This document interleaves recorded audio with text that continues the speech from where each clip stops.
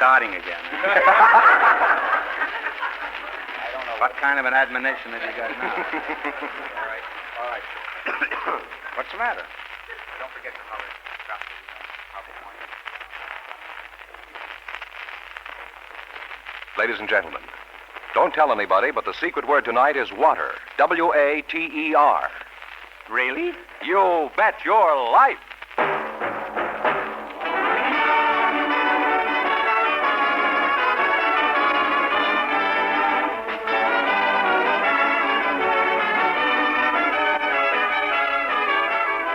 Elgin American, creators of America's most beautiful compacts, smartest cigarette cases, finest dresser sets, present Groucho Marx in the Elgin American show, You Bet Your Life. The comedy quiz series produced and transcribed from Hollywood. And here's that sterling Elgin American, the one, the only... Now, where have I heard that name before? Why, that's me, Groucho Marx.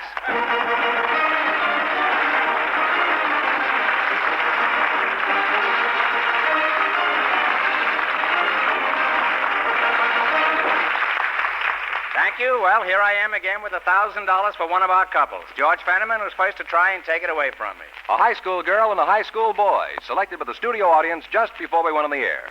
Carol Bartz and Ken Downey meet an old-fashioned Valentine, Groucho Marx. Welcome to the Elgin American program, youngsters. And if either of you say the secret word at any time we're talking, you each win a 16-millimeter Apollo sound movie projector.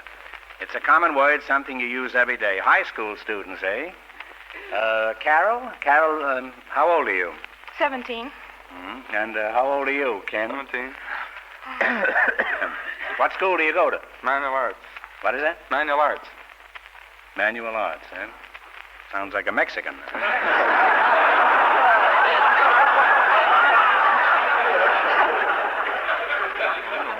And what school do you attend, Carol? Alexander Hamilton High School. I like the way she says it. I'm proud of it. So, well, you should be. I am. I'm proud of my school, too. I'm proud of my school. What class are you in, Carol? Senior B's. And, Ken, what class are you in? Senior B's. Both in the same hive, huh? Don't answer that or you're liable to get stung. At school, do you participate in any extracurricular activities like football or debating or grunion hunting? I'm, Wait a minute, stop. No? Oh, too distracting. All right. I asked him. Okay. Now, we'll go ahead. You haven't got a camera in your pocket, have you? I say, do you participate in any of the extracurricular activities like football or debating or grunion hunting? yeah. Well, I'm You? student body president. President of this? Hmm. Congratulations. I'd love to hear you play the piano sometime. Or does a high school president play the ukulele? No. On what platform were you elected? Oh, stage of the high school auditorium.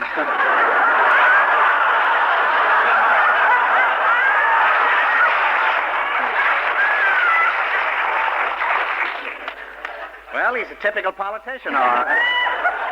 Weaseling on his program already, huh? I mean, what did you campaign for? Oh, lower prices in the cafeteria line and stuff. Yeah. And, what did you get? Anything? Did you succeed in this objective? No, we didn't make it. What'd they do, raise the prices? Huh? Oh, well, yeah, the inflation's really hit now. Uh-huh. Way up there. What does it cost you for a cafeteria meal now? Oh, I mean, enough for you to keep body and soul together. And that's quite a body you've got there, too. I don't know about the soul, but it's quite a body you've got there.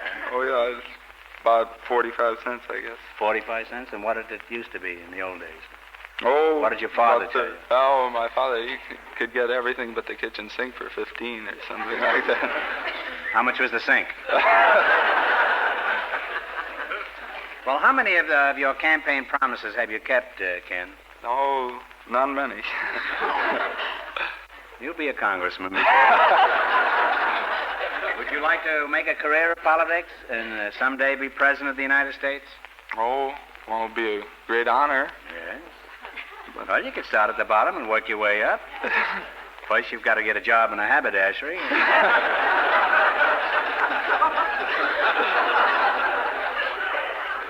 You've got to sell collars before you can be a pain in the neck.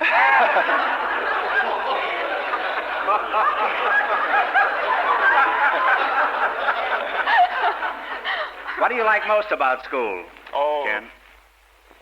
The girls, I guess. Don't you like the girls away from school? I guess I like them better then. And what do you dislike most about school? I usually manage to go to sleep in the afternoon or something in the middle of my class, and teacher has a hemo or something. Teacher has a what? Hemo. A hemo? Yeah. Well, can a female teacher have a hemo?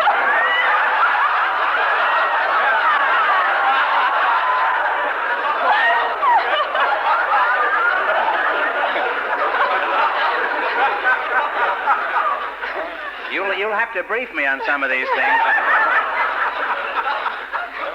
What are some of the things that you dislike specifically about high school girls, Ken? Long skirts and that's a ballerina skirts type, looks like they're made by Omar the Tent Maker.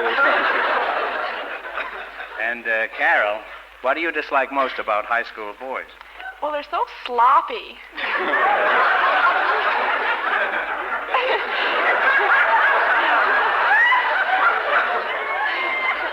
And they're so rude, too. They're so rude? Yes, like at our school, this one fellow came tearing down the stairs and bumped into a teacher, and now she's in the hospital with a broken pelvic bone. What did she teach? Physiology. Came out all right, huh? What are some of the fads around school these days, Carol? I know they change with each generation or each 3 or 4 years. Well, at the football games, we've been wearing baseball hats. That's good and confusing, huh? And at baseball, you wear football hats? well, that season hasn't come yet. But you're looking forward to Oh, it. yes. You wear skates, I suppose, when you go to a wrestling match, huh? And what else? Oh, What other idiosyncrasies have you acquired, huh? Well, the girls wear pads in their shoulders. Pants, did you say? I don't hear very well. P-A-D-S. Oh, pads. Pads. I thought it'd be kind of curious wearing pants in their shoulders. They wear pads in their shoulders? Yes, to make their sweaters look better.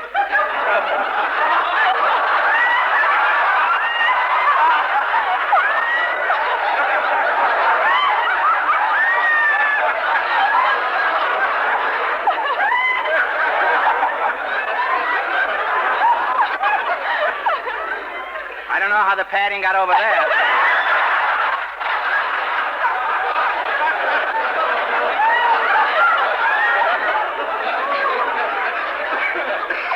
Well, you're both nice youngsters, and I want each of you to have the perfect Valentine gift.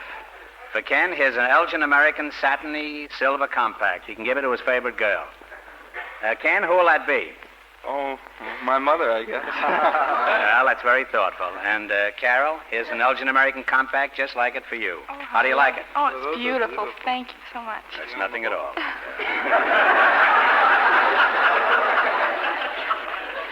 Speaking of Valentine's Day, Carol, what special activities are you having at your school? Oh, we're having a real scrumptious Valentine's dance. Hmm. How does a scrumptious dance differ? Well, our theme is going to be moonlight and roses. Indoor? Yes, but we're going to fix it up like a garden, a rose garden. It's going to be great when it's snowing that night, huh? Have you got a date for Valentine's Day? No, not yet. Ken, have you got a date for Valentine's Day? Not yet. Maybe old Cupid Marks can get you two together, huh? Where do you like to go on dates, Carol? Oh, I just like to go out, I guess. Out where? You mean cold?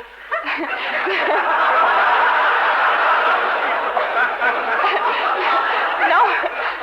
That's all right on New Year's, Carol, but this is just a school dance. You just like to go out, huh?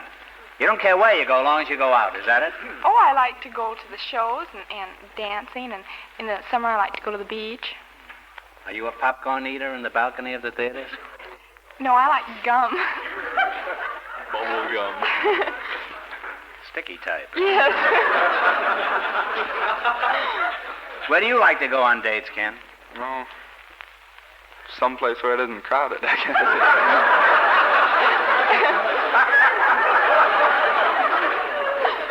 Ken knows his stuff, all right. How many dates do you have in a week, Carol? Well, not too many. I do a lot of schoolwork. Well, how many would you say on an average? Oh, about 4 or 5.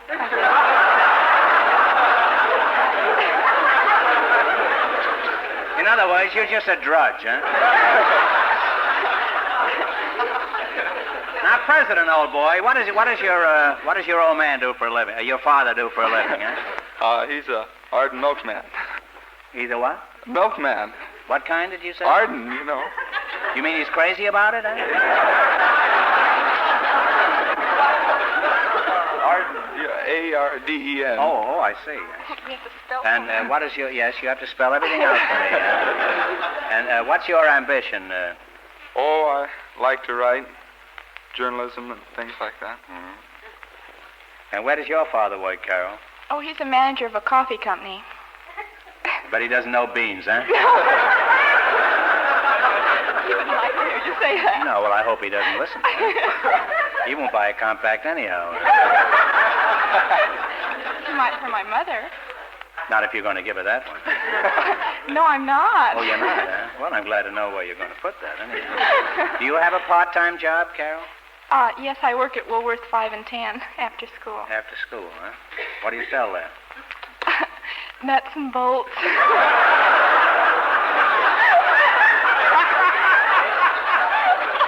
That sounds more like a grocery store to me. And how much additional spending money do you earn there, Carol? Do you want how much I earn an hour? Yeah.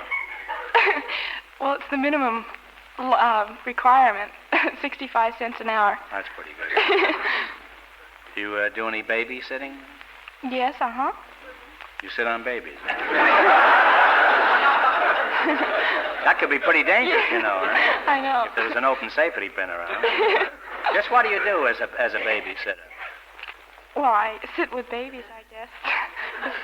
Well, do you charge by the hour or by the diaper? I charge by the hour. Well, let's see how good you are at babysitting. Suppose you were on a job and you were out in the living room jitterbugging with 4 or 5 boyfriends. Well, first of all... And the baby suddenly decided to howl. What would you do about it? Well, first of all, I wouldn't be sitting with, I wouldn't have 4 boys over there. You mean you'd have more than that? No, I'd be alone. So what happened to the baby? Well, I'd have the baby, too, but... Oh, somebody probably walked off with the kid while you were dancing with the boyfriend. Have you got a steady girlfriend, Ken? No. Why not? Oh, I don't know. Might have something my best friends won't tell me or something. I don't know. No, if you had, I'd have told you by this time. Well, didn't you have a steady girlfriend?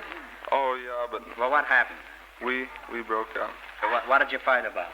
Oh, she got mad because I was going out with other girls.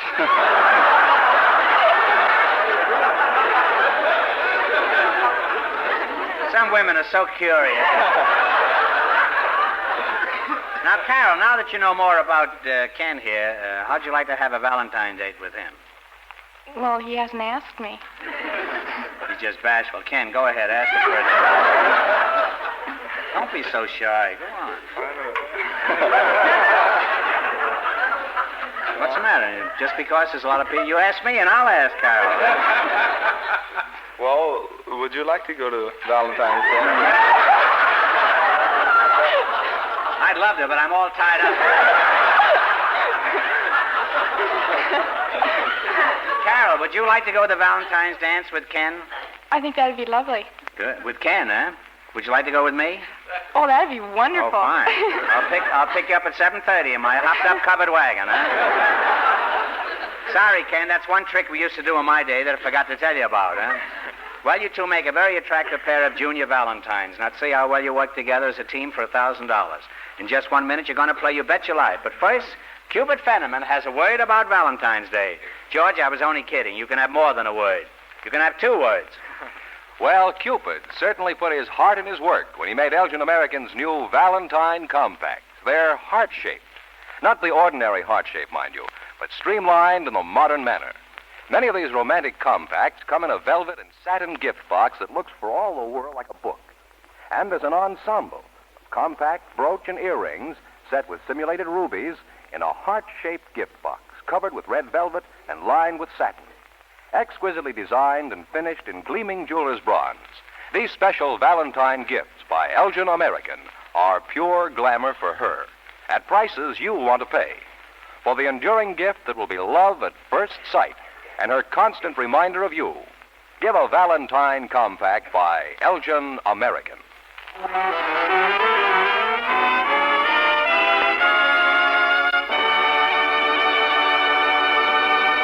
Now, let's see if you two will get a chance at the $1,000 question. You're going to play the Elgin American game, You Bet Your Life. Fenneman, tell them the rules. Each of our 3 couples has $20. They bet as much of that 20 as they want on each of 4 questions. The couple that earns the most money gets a chance at the $1,000 question at the end of the show. Our other 2 couples are in a waiting room off stage, so they won't know what goes on until it's their turn. Here we go. Let's see how high I can build you $20. What question category did you select? Capitals of Latin American countries. That's right. Now, how much of your $20 will you bet on the first one? 10. Yeah. Your 4 questions pay even money. What is the capital city of Argentina? Buenos Aires. Buenos Aires is right.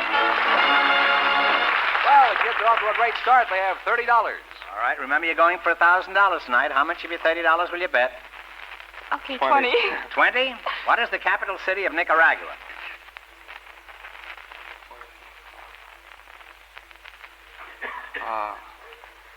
Take a stab at it. No coaching, please. Oh. I'm sorry. It's Managua. Managua, Nicaragua. We now have You should have $10. known it from the song. $10. All right. You now have $10. Oh. How much of the 10 are you going to bet? Let's see, 5. Oh, we better 5. bet All all. right. What is the capital city of... Shouldn't we bet all? Is this the last one? No. This is the third. You Oh, have 4 questions. You have $10. You have 4 questions. And your name is Carol. My name's Carol. Now, how much are you going to bet? 5. okay, $5. $5. Here it is. Here's your third question. What is the capital city of Chile? Santiago. Santiago is correct. On their way again, they now have $15. You have flown up to 15 smackers, and here's your last chance to beat the other couples. How much are you going to bet? How much are you going to bet? Remember, you've got to win the most to get the chance at the big money. I'll say 15. Okay. Now, I don't want to influence you. 50. Okay, 15. How much you gonna bet the words? And make huh? it real easy now. Oh. I'll do my best, Carol. What is the capital city of Brazil? Rio de Janeiro. Rio de Janeiro. And they wind up with $30.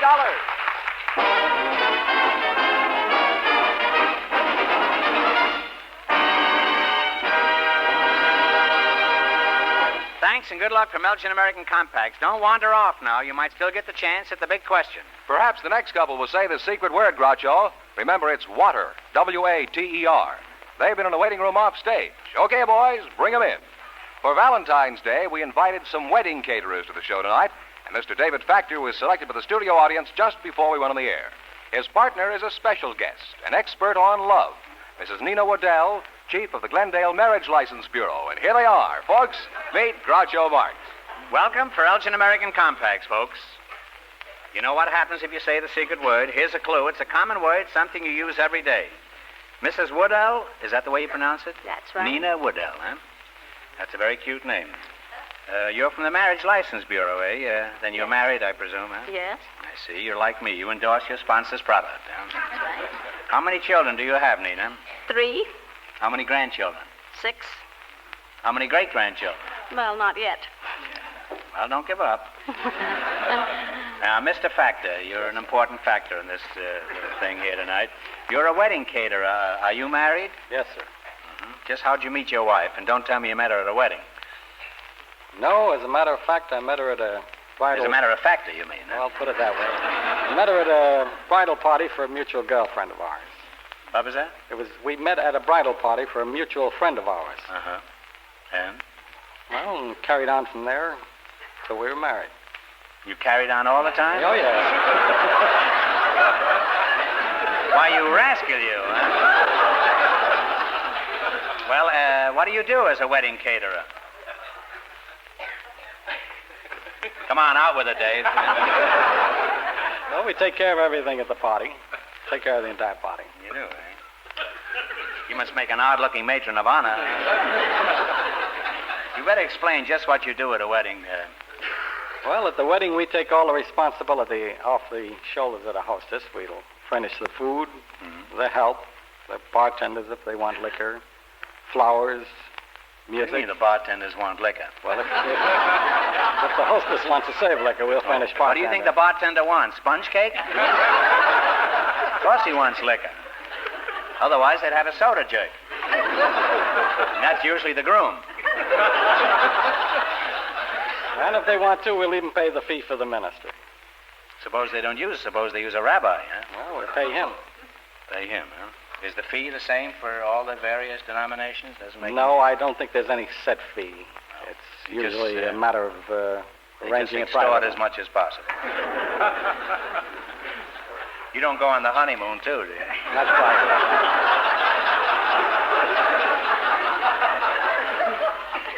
Mrs. Woodell, if you were going to get married tomorrow, what age would you put down on your marriage license? But I'm not going to get married tomorrow.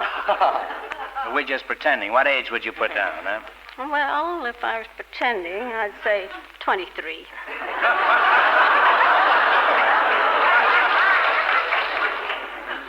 Well, if you weren't pretending, how old would you say, huh? I would say I was 58. 58. Well, you don't look it. You look much younger than that.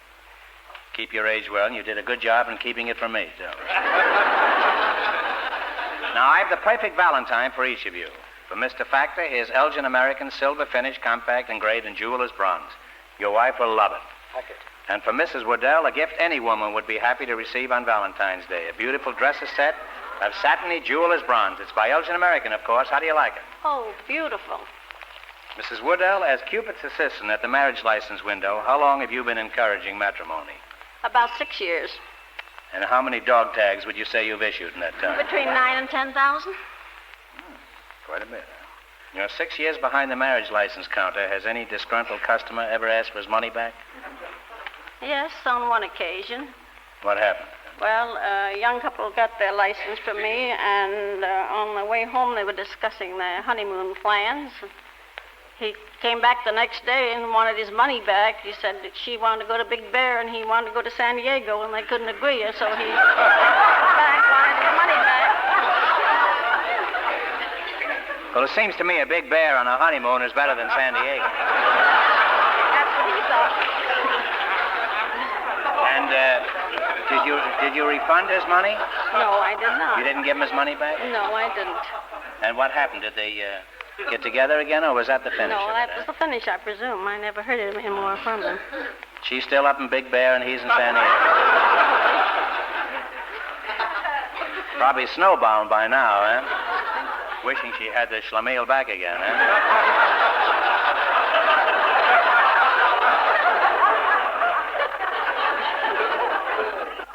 Now, Punch Bowl, how do you charge?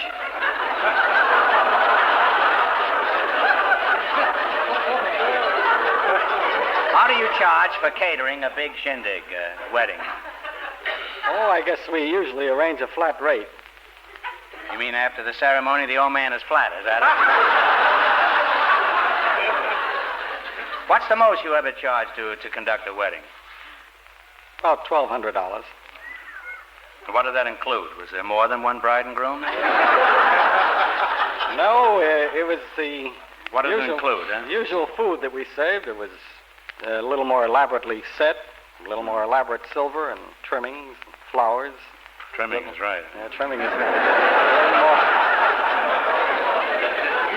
a little better silver service and possibly a little more help for You the have for various serving. grades of silver that you, huh?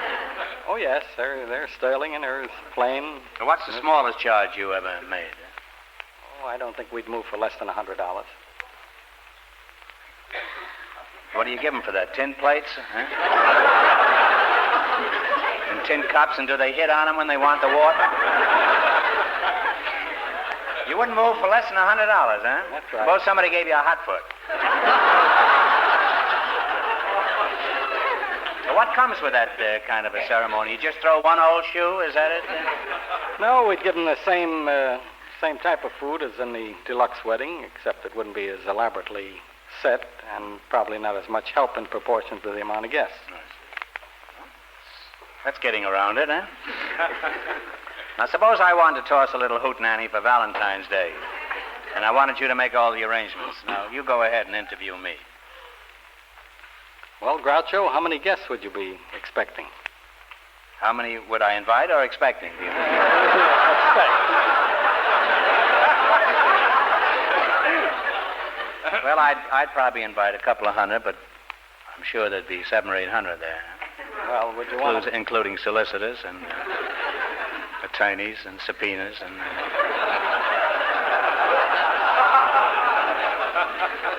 Or would you want to hold that at your home or at our banquet hall? Well, what about Gilmore Field, huh?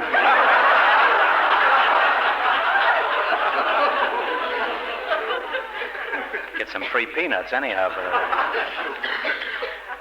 what would you want on the menu? the bride's father, I thought. Stuff. About what would you want to spend for this shindig? Would a quarter be too much?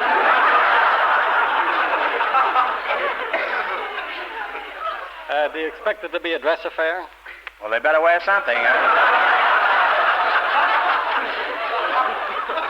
That Gilmore Stadium gets mighty cold there now, Mrs. Waddell, let's get back to you. What's the most unusual experience you've ever had in your job at the Marriage License Bureau? Well, I had an elderly couple come to the bureau on an afternoon, and as they approached, I asked them if they wanted a marriage license, and the woman looked at me, she says, I don't know, what do you think? She says, this man wants to marry me, but he don't care anything about me. He knows I've got some money, and he just wants to sit around and smoke his pipe and sit in a chair for the rest of his life. What's the matter with that? And he says to her, I didn't ask you to come up here, you asked me. With that, she gave him a shove, and he gave her a shove to get around. He says, come on, let's go home. And I said, well, I think people better talk this over a little while first. And he gave her a shove, says, come on, let's get down here. And she turned around and scratched his face and pulled his hair and raised such a commotion that we had to get the sheriff out of the courtroom to separate them. Took them down to the lobby and they continued their fight there, and I've never seen them since. That's probably the parents of that girl that's up in Big Bear and the fella in San Diego.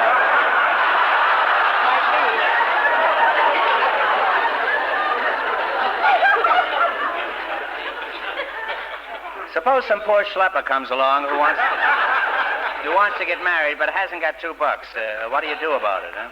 I'll tell him it's just too bad. He'll have to get out and get the money before I can issue the license. Now, when you see a couple marching up to your window, who's more nervous, the boy or the girl, as a rule? The boy, always. Always? Almost always. Well, why? Why do you think that? I don't know, unless he's contemplating what's in front of him. Do you ever give them advice? No, I refrain from that. The county prints a little book, Helpful Hints to Young Married People. And I put one of these books in each one of their license envelopes. I see. At the beginning, they haven't got time to read, and later it's too late, I suppose.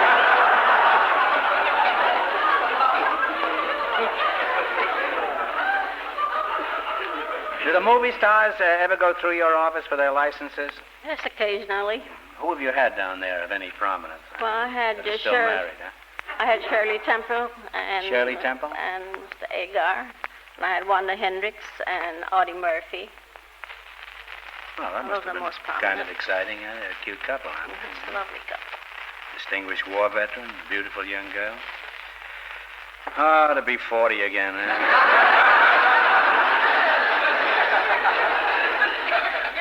Tell me, when Artie Shaw's name is mentioned, does the whole Marriage License Bureau face east and bow 3 times?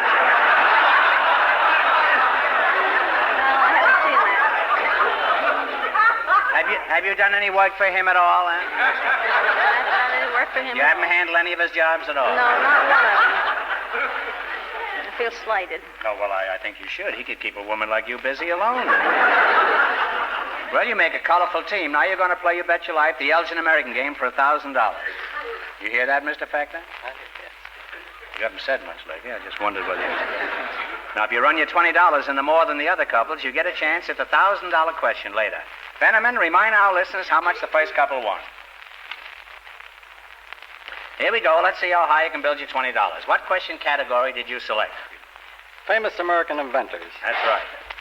Now, here's your first question, and how much are you going to bet? 10. Talk it over, kids.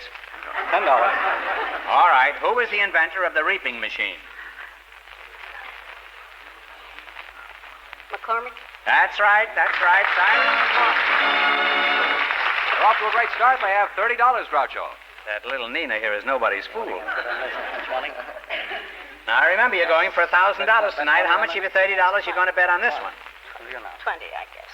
20? 20 is okay. 20 okay with you, Mr. Factor? We want you to be happy here. All right. Who was the inventor of the steamboat? Fulton. Robert Fulton is right. Starting to climb, they now have $50. Here's your third question. You have $50. How much of the 50 are you going to risk on this one? 30. $30? Who invented the telegraph? Morse. Samuel Morse is correct. Now they have $80. That factor certainly fooled me, huh? Here's your last chance to beat the other couples. You have $80. How much of the 80 are you going to risk this time? $50. $50? Okay, here we go. Who invented the cotton gin? Whitney. Eli Whitney is correct. And they wind up with $130.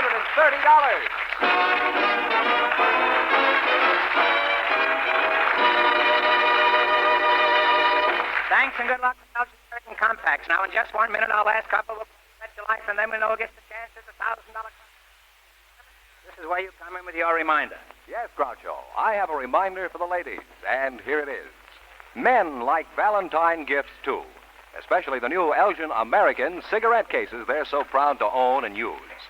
These cigarette cases were sold out well before Christmas, but you'll find a good supply of them now at leading jewelry stores and department stores in a choice of handsome designs. Many have lighters to match for the gift he'll be doubly proud of. And don't forget Elgin American's smart new lighter cases that carry his cigarettes and give a light automatically with the closing click of the case. All of these gifts make good with a man and come in a wide price range. This Valentine's Day, give the gift after a man's own heart by Elgin American.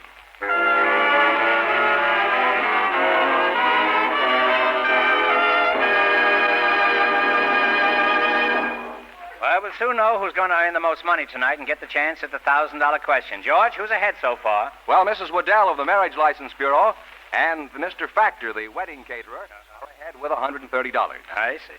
And here's our final couple, Groucho. They've been in a waiting room off stage. They have, huh? Yes.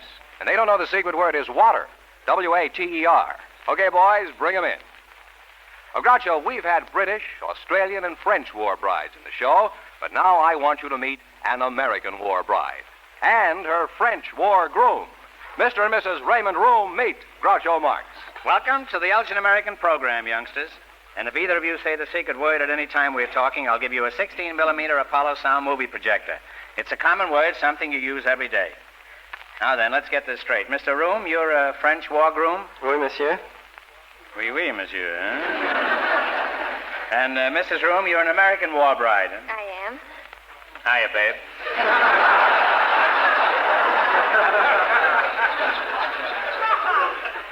Monsieur Room, is it true you're French? Well, certainly. I was born and raised in France. What's that? I said, certainly. I was born and raised in France. Oh, that's what you said the first time. I'd like to make you feel at home here. How do you Frenchmen greet each other in France? Well, when we meet, we embrace each other and we pat each other on the back. And if it is a good friend, we hit real hard, you know. And if it is a very good friend, then we kiss both cheeks. Mm-hmm. If you don't mind, I think I'll greet your wife instead. It's been a long time since I've seen her. Come with me, Susie Casbah. Pardon me.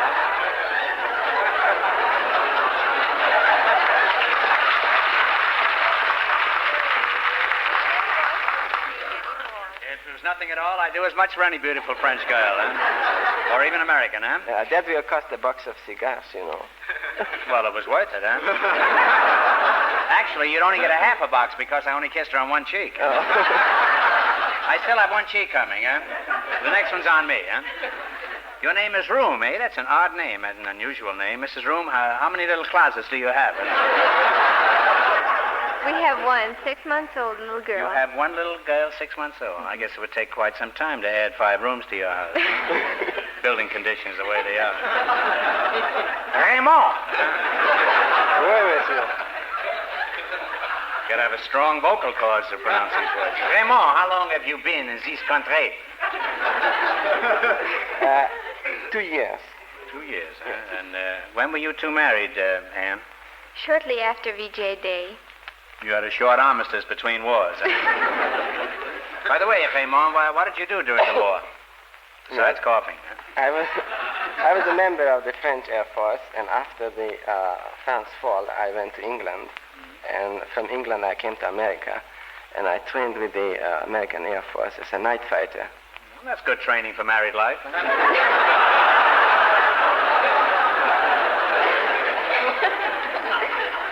Where did you go after you left Florida, Raymond?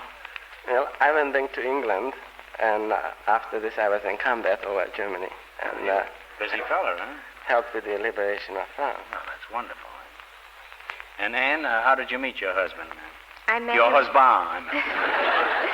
Well, I can pronounce it. Yeah, but I can't. I met him in Florida at an officers' dance. What?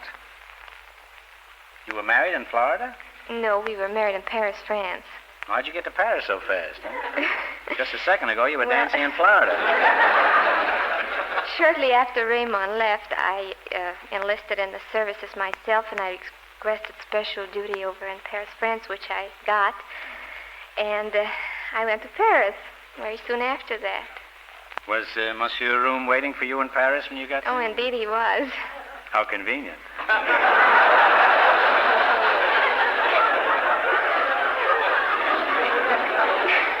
To arrive in Paris and have a room waiting for you.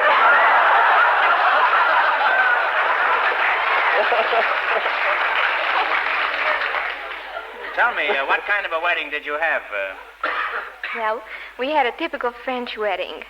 We were married by one of the mayors in Paris. They have more than one mayor? Yes, they do. Each district has its own mayor, and we were married Well, by they have 2 here. They have Byron and LB.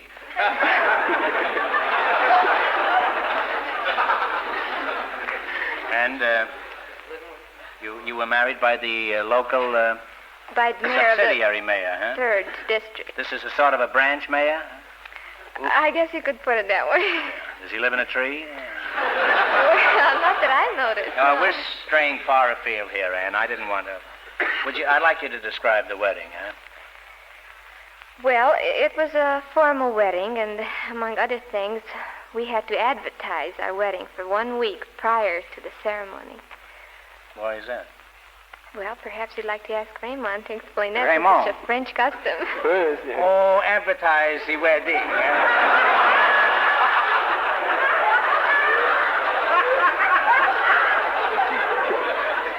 A lot of people think I can't speak Greek.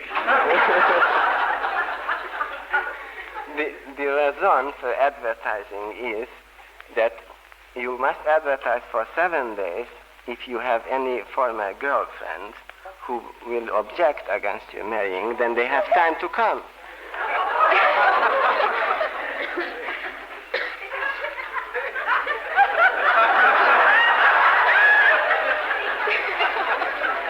Well, with Space Race, that could run into money, you know. It's a good thing that's not the law here. Some of our playboys would have bigger advertising budgets than Elgin America. Tell me, Raymond, in France, do they throw rice after a wedding? Well, no, they Or have they throw other... French pastry?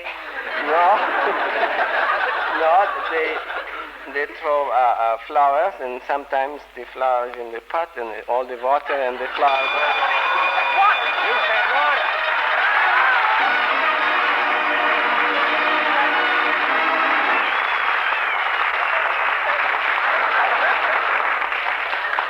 You said the word water, Raymond. Well, you can't use two movie projectors, so here's what we'll do. Mr. Room, you win the 16-millimeter Apollo sound movie projector. And Mrs. Room, you win a beautiful Elgin American dresser set finish in jeweler's bronze. Well, thank Say you. you're both really collected. Besides winning these wonderful prizes, you could walk off with $1,320 tonight. Now, let's see, where were we when you said the secret word? Raymond, are there any other interesting wedding customs in your country? You had just had somebody throwing a pot at you when I stopped you. Is that the party of the first pot that threw... No, those are your enemies who throw the pot. Oh, they're enemies, huh?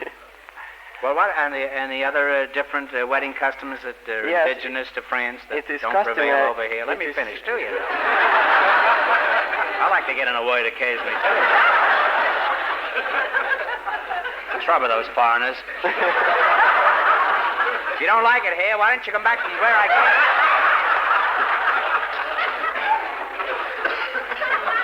I beg your pardon, Mr. Rule. Will you proceed? Certainly, monsieur. It is customary that... My seconds will meet you as soon as this is over. I have no card with me. I live at Swords Points, and we'll go out there. I will... The coup de grace. Coup de grace. Coup de grace, huh? That means keep off the grass, doesn't it?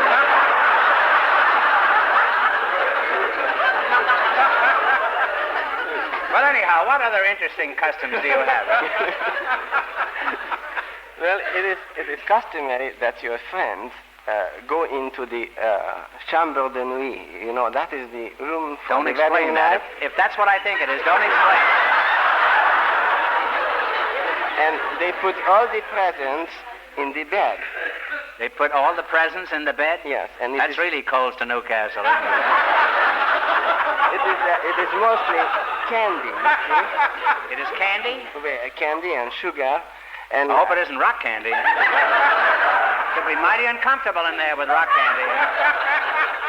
No, but that is symbolic that they wish that you should have a sweet married life. I see. Well, that's a lovely custom, I think. Thank you. It has a pastoral quality about it that I admire. A sweet quality. A sweet quality. Yes. Lovely, yes. Succulent, it's... I would say it's almost diabetic, huh? Now, Raymond. Oui, monsieur. I love to say that. Raymond. Raymond the merrier, huh? It is perfect the way you pronounce It is perfect. My father came from Alsace. Alsace-Lorraine?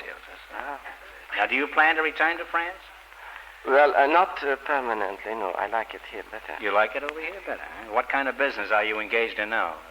I am an exporter and importer. Of what? I import ladies' lingerie and French bathing suits. French bathing suit? Yes. Have you ever seen a French bathing suit? Yes, they come inside of a thimble, don't they? You handle French bathing suits, eh? Well, shake hands with your new assistant, eh?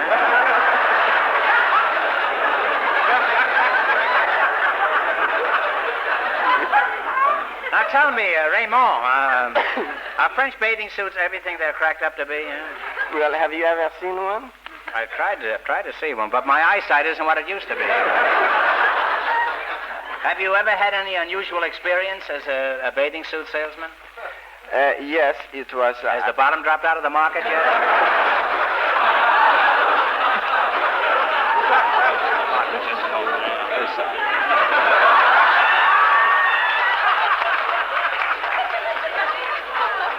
I don't want to slight you, Raymond.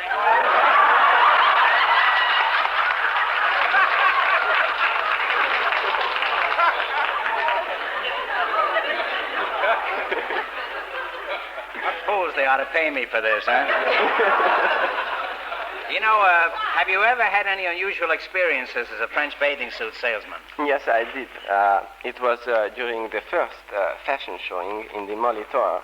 That is a very famous swimming pool in Paris.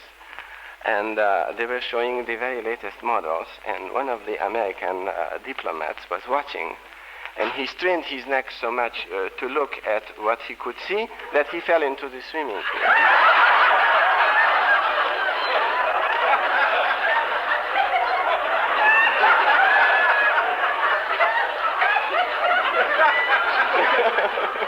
That'll give you an idea of our diplomatic corps. A French bathing suit is like a barbed wire fence. It encloses the property, but it does not obstruct the... Now, Anne, how many American boyfriends did you have before you met Raymond? Oh, approximately 5 or 6. 5 or 6. And why didn't you marry one of them? Well, with us, it was love at first sight. There was no choice. And didn't you care for any of the others? Well, not as much as I cared for Raymond, no. But you didn't know you were going to meet Raymond, Well, that's how I happened to have those boyfriends, you see. That happened previous to my meeting Raymond. Then when I met him, everything ended as far as the others were concerned. I see. Now that you married a Frenchman, what do you think of their claim that they're romantic? I think they're very romantic. It's true. Would you say Raymond is a kind and generous husband as a French husband, Well, he certainly is. He even renounced his dowry. His dowry? Just so he could marry me. What do you mean, his dowry, huh? Well, dowry is something European girls get when they marry. Their father gives it to them as just sort of a wedding present. Oh, suppose the old man is flat broke. Well, then the girl just doesn't get married. She doesn't get married, and you call that love? Unless the man is as generous as my husband is. That's a very realistic attitude to have towards matrimony, isn't it? And does the bride's father have anything to say about who he gives his hard-earned dowry to? Or how it's spent? Oh, yes, he certainly does. As a matter of fact, sometimes he's the one who arranges the whole thing, and the bride and groom don't even get to meet beforehand. Do they meet afterwards? I suppose they do. Good idea. Now, how do American women compare with French women, Raymond? Well, I think that American women are more independent, and they can stand on their 2 feet a little better, than the European women. Yeah. Well, their heels aren't so high. Now, how do American women compare with French women? Well, I think that women are really all the same all over the world. Ain't it the truth, huh?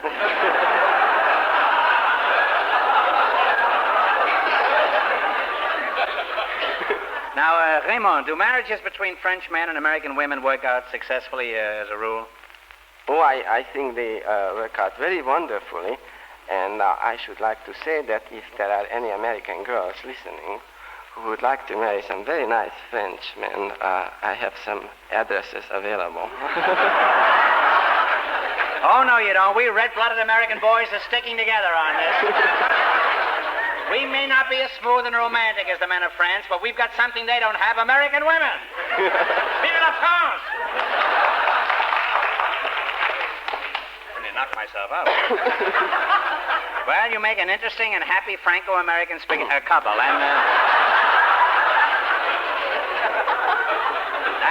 I know your marriage is a big success. Now, let's see how you can work together as a team for $1,000. You're the last couple to play the Elgin American game, beat the other 2 couples, and you get the $1,000 question. I can't tell you how much they won, but George Fenneman is off stage to remind our listeners. Here we go. Let's see how high I can build you $20. What question category did you select? Royalties. Royalty, huh? Now, how much of your $20 will you bet on the first one? 10. 10, all right. What is the name of the Emperor of Japan? Hirohito. Hirohito is correct. They're off to a good start. They have $30. Remember, you're going for $1,000 tonight. How much of the 30 are you going to bet on this one? 25. 25, all right. Who is the new queen of the Netherlands? She succeeded her mother, Wilhelmina. Juliana. Juliana is correct. They now have $55. You now have $55. And here's your third question. And how much are you going to try this time? $50. $50? All right. Ethiopia's emperor claims to be a direct descendant of the Queen of Sheba. What is his name? Haile Selassie. Haile Selassie is correct. They now have $105. Used to be highly censorable, huh? All right, here's your last chance to beat the other couples. You now have $105. How much of this are you going to try this time? 100, please. $100, huh? All right, here we go.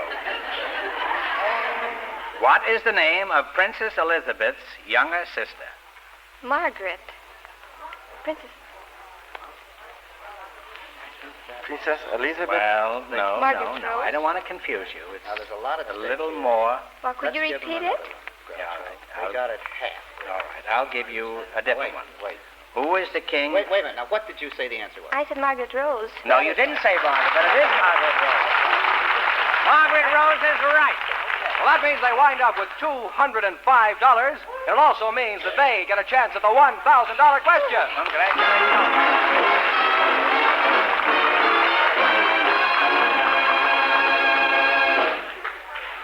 Remember, Valentine gifts are appreciated by men and women when their gifts are the lasting kind.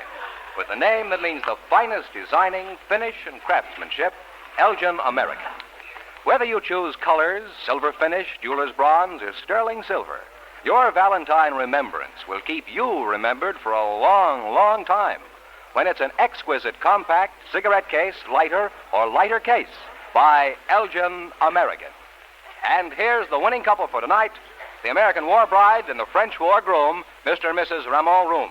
Well, back again to try for $1,000 of Elgin American's dollars, eh? Mrs. Room, if you win, what will you do with the money? Well, I think my husband can speak for myself as well as himself on this. I think that if we should win the prize, then... You're going to split it with me. No. No, there is a French young lady who is a representative of a French orphan house. And there are 50 French orphan children there, and I should like to donate half of the amount for this purpose. Well, that's amazing.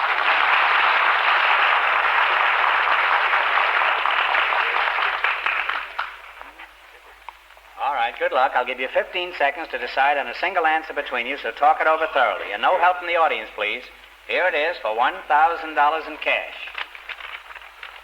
When Abraham Lincoln was assassinated, his Secretary of State was wounded by the same gun. This man also was responsible for the purchase of Alaska. Who was Lincoln's Secretary of State?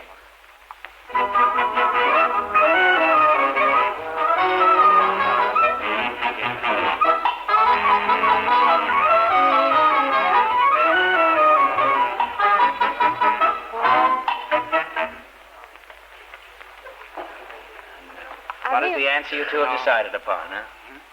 I believe it was Polk. No, I'm sorry. I think the name was Annibal, no? No. You'd have to decide on one answer between you, but neither of those answers are correct, and I'm sorry. The answer is William H. Seward. When he purchased Alaska, everybody thought he was crazy.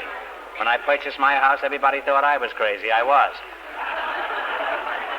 So that means the big question next week will be worth $1,500. You've been a wonderful team, and in addition to your gifts from Elgin American, you earned a dresser set and $205 and a projection machine, and good luck to both of you. Thank you very much.